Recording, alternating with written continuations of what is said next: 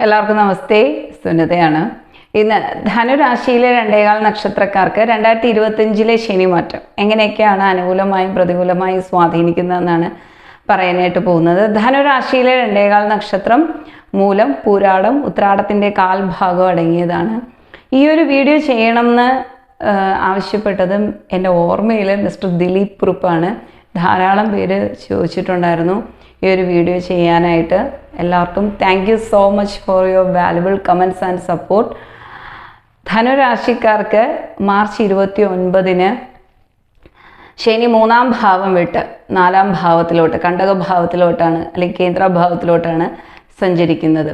കണ്ടക ശനി ആണെങ്കിൽ പോലും ധനുരാശിക്കാർക്ക് 2025 2026 ഒന്നും ശനി അധികം ദോഷം ചെയ്യുന്നില്ല. ശനി എന്തെങ്കിലും പ്രതിസന്ധികൾ നമുക്ക് തരുന്നുണ്ടെങ്കിൽ വ്യാഴത്തിൻ്റെ സ്വാധീനം കൊണ്ട് അതൊക്കെ പരിഹരിക്കപ്പെടുകയും ചെയ്യുന്നുണ്ട്. അവിടെ കുടുംബം, ധനം, അസറ്റ്, കുടുംബത്തിനകത്തുള്ള ഇൻറ്റിമസി, ബോണ്ടിങ്, ഇതിലൊക്കെ ചില വിള്ളലുകളൊക്കെ ഉണ്ടാവും. അമ്മയുടെ അനാരോഗ്യം, അമ്മ നമുക്ക് തരുന്ന റെസ്ട്രിക്ഷൻസ് ഒക്കെ പലവിധ ബുദ്ധിമുട്ടുകൾ തന്നാലും അതൊക്കെ തന്നെയും നയപരമായി നമുക്ക് കൈകാര്യം ചെയ്യാൻ കഴിയുന്നതാണ് ഈ ഒരു കാലഘട്ടം. കണ്ടകശനിയുടെ തീഷ്ണത ഒന്നും തന്നെ ധനുരാശിക്കാർക്ക് ഉണ്ടാവില്ല. ജോലി, ബിസിനസ്, കുടുംബ ബന്ധം, ഇതിലൊക്കെ സാധാരണയിൽ കൂടുതൽ ഉത്തരവാദിത്തം ഏറ്റെടുക്കേണ്ടതായ ശക്തമായ സാഹചര്യങ്ങളും ചില തിരിച്ചടികളൊക്കെ ഉണ്ടാകും. എന്നാൽ ആ തിരിച്ചടികളാണ് നമ്മളെ ഉയരണം എന്ന് പ്രേരിപ്പിക്കുന്ന ഘടകം. സാമ്പത്തികമായും വ്യക്തിപരമായും പുരോഗതി വ്യാഴത്തിൻ്റെ സ്വാധീനം കൊണ്ട് ഉണ്ടാവുകയും ചെയ്യും. പൊതുവിൽ വിദ്യാഭ്യാസത്തിലും ഹയർ സ്റ്റഡീസിലും തടസ്സം ഉണ്ടാവാം. തൊഴിൽ തടസ്സങ്ങൾ മെയ് മാസത്തിന് ശേഷം മാറിക്കിട്ടുകയും ചെയ്യും. വ്യാഴത്തിൻ്റെ സ്വാധീനം കൊണ്ട് work quality, financial management, stress management, professionalism, ശരിയായ കാഴ്ചപ്പാടുകളും തീരുമാനങ്ങളും ഒക്കെ എടുക്കാൻ കഴിയും. കുടുംബ വീട്ടിൽ നിന്ന് മാറി താമസിക്കാനുള്ള സാധ്യത വളരെ കൂടുതലാണ്. ബന്ധുക്കളുമായി അഭിപ്രായ വ്യത്യാസങ്ങളോ പിണക്കങ്ങളോ ഒക്കെ ഉണ്ടാകാതെ ശ്രദ്ധിക്കുകയും വേണം. വിദേശത്ത് ജോലി ചെയ്യുന്ന വ്യക്തികൾ ഫാമിലി വിസയിലോ വർക്ക് വിസയിലോ ഒക്കെ ഫാമിലിയെ കൂടെ കൊണ്ടുപോകാൻ ആഗ്രഹിക്കുന്ന വ്യക്തികൾക്ക് വളരെ അനുകൂലമാണ് ഈ ഒരു കാലഘട്ടം.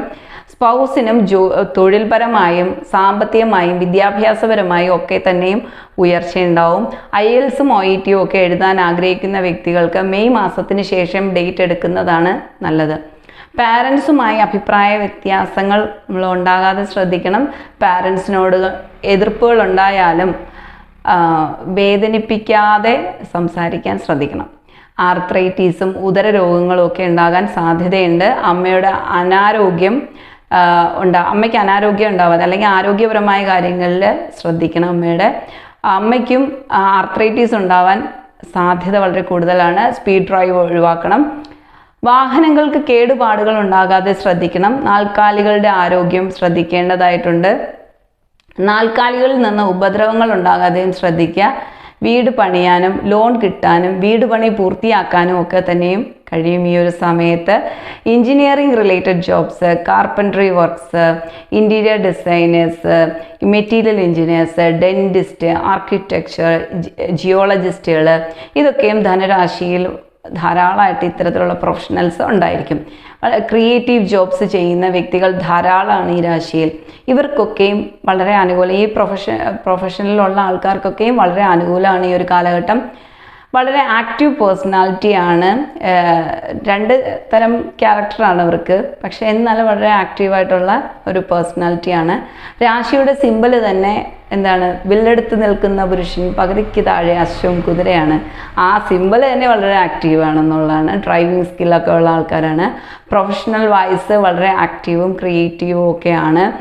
കൺഫ്യൂസ്ഡ് മൈൻഡ് സെറ്റാണുള്ളവർക്ക്. കുറച്ച് നിലപാടുകൾ ഉണ്ടാക്കിയെടുക്കാൻ വളരെ പ്രയാസമാണ്. ബിസിനസ് ചെയ്യുന്ന ആൾക്കാർക്ക് ക്യാഷ് ഫ്ലോ ഉണ്ടാവും. പക്ഷെ കൂടുതൽ കടം കൊടുക്കാതിരിക്കണം. പ്രത്യേകിച്ച് കുടുംബത്തിനകത്ത് കടം കൊടുക്കാതെ ശ്രദ്ധിക്കണം എന്നുള്ളതാണ്. വീട് പണി ചെയ്യുന്ന കോൺട്രാക്ടേഴ്സും ധനപരമായ ഇടപാടുകളൊക്കെ വളരെയധികം ശ്രദ്ധിച്ച് കൈകാര്യം ചെയ്യണം.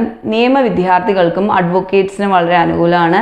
Family court cases, civil cases ഒക്കെ കൈകാര്യം ചെയ്യുന്ന അഡ്വക്കേറ്റ്സിന് വളരെ അനുകൂലമാണ്. അതായത് ക്രിമിനൽ കേസസ് കൈകാര്യം ചെയ്യുന്നേക്കാളും സിവിലും ഫാമിലി കേസസും ഒക്കെ കൈകാര്യം ചെയ്യുന്നവർക്കാണ് കൂടുതൽ അനുകൂലം എന്ന് പറയാൻ പറ്റും ഈ ഒരു കാലഘട്ടത്തിൽ. ഇമോഷണൽ ഇൻ്റലിജൻസ് ഡെവലപ്പ് ചെയ്യുന്ന ഒരു സമയമാണ്. നമ്മുടെ വികാരങ്ങളെ നിയന്ത്രിക്കാനും ബുദ്ധിപരമായി ചിന്തിക്കാനും മറ്റുള്ളവരുടെ വികാരങ്ങൾ മനസ്സിലാക്കാനും ഒക്കെയുള്ള ഒരു കഴിവ് പല അനുഭവങ്ങളും കൊണ്ട് നമുക്ക് ഈ ഒരു സമയത്ത് ഡെവലപ്പായി കിട്ടും. വർക്ക് അറ്റ് ഹോം ചെയ്യുന്നവർക്കും വളരെ അനുകൂലമാണ്. വലിയ ഉത്തരവാദിത്തങ്ങൾ തൊഴിൽപരമായി വന്നു ചേരും. ക്ഷമയോടെയും സ്ഥിരതയോടെയും ആത്മാർത്ഥമായ പ്രവർത്തന ശൈലി ദീർഘനാളത്തെ തൊഴിൽ പുരോഗതിക്ക് കാരണമാകും.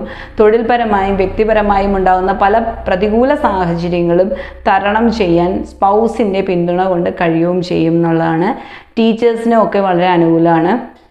സ്പിരിച്വൽ സ്റ്റഡീസിന് വളരെ അനുകൂലമായ സമയമാണ്. ഹയർ എഡ്യൂക്കേഷനിൽ ഒത്തിരി ചലഞ്ചസ് വരാൻ സാധ്യത ഉണ്ട്.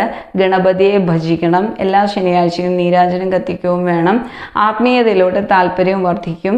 വിവാഹത്തിന് അനുകൂലമാണ്. മെയ് മാസത്തിന് ശേഷം ദീർഘനാൾ കൊണ്ട് വിരോധങ്ങൾ ഉണ്ടായിരുന്ന ദമ്പതികൾക്കിടയിൽ സ്നേഹവും ഐക്യവും ഉണ്ടാവും. സ്പൗസിന് ഉയർച്ചയുണ്ടാവും.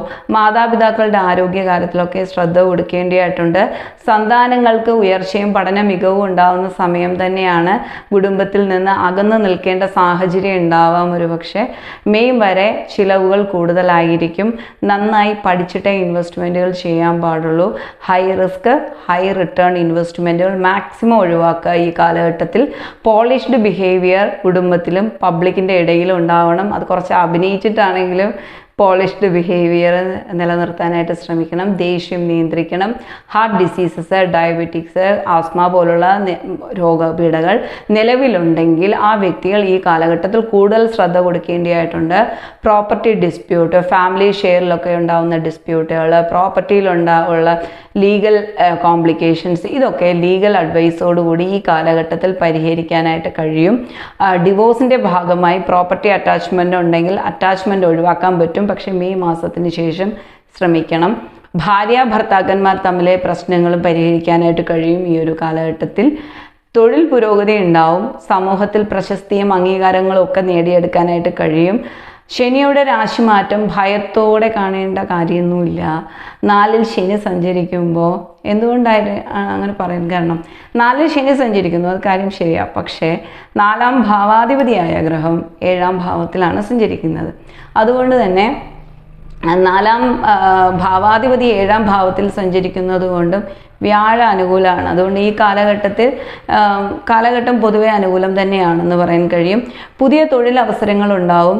Patient care, old age home, patient care പഠിച്ചിട്ട് മൈഗ്രേറ്റ് ചെയ്തു പോകാൻ ആഗ്രഹിക്കുന്ന വ്യക്തികൾ, ഇസ്രായേൽ പോലുള്ള രാജ്യത്തെ നേഴ്സിംഗ്, പേഷ്യൻ്റ് കെയർ പോലുള്ള ജോലികൾ ചെയ്യുന്ന വ്യക്തികൾ, ഇവർക്കൊക്കെയും വളരെ സുരക്ഷിതമായ കരിയർ നേടിയെടുക്കാനുള്ള സാഹചര്യം ഉണ്ടാവും ഈ ഒരു വർഷം.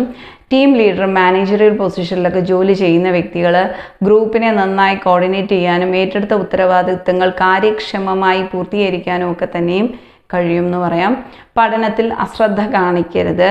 റിട്ടൺ കമ്മ്യൂണിക്കേഷൻ നല്ലതാണ്, പക്ഷേ വെർബൽ കമ്മ്യൂണിക്കേഷൻ ശ്രദ്ധിക്കേണ്ടതായിട്ടുണ്ട്. ഹയർ സ്റ്റഡീസിൽ തടസ്സങ്ങളൊക്കെ ഉണ്ടാകാം.